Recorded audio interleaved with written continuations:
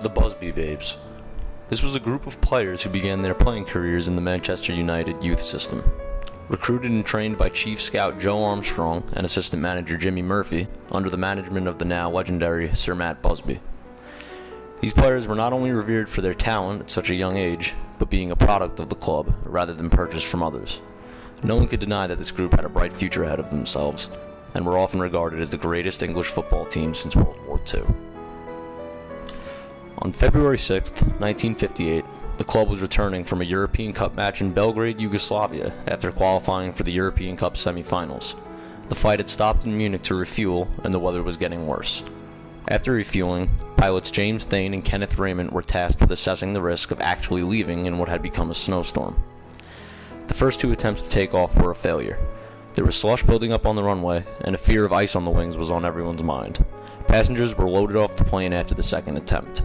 The station engineer, Bill Black, said that there was a problem with the boost surging in the port engine, and that holding the plane overnight for retuning would be best.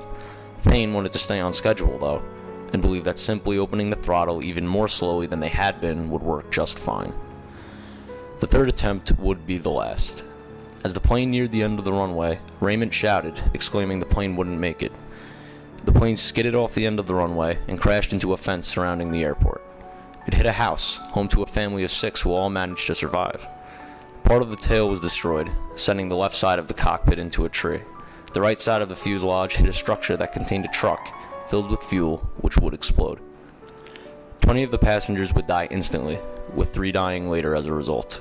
8 players, 3 staffers, along with 8 journalists and 2 others. This was, and arguably still is, the saddest day in football history.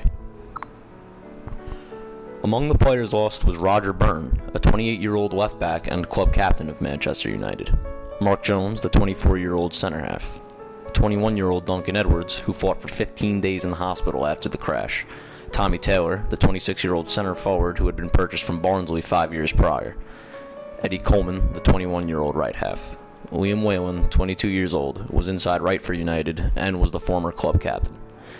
David Pegg, 22-year-old outside left who made his United debut at 17, and 25-year-old Jeff Ment, another left fullback. Pilot Kenneth Raymond would pass away 3 weeks after the crash as a result of brain damage. Notable survivors like manager Matt Busby and Bobby Charlton would go on to be 2 of the most important names in the history of Manchester United and English football.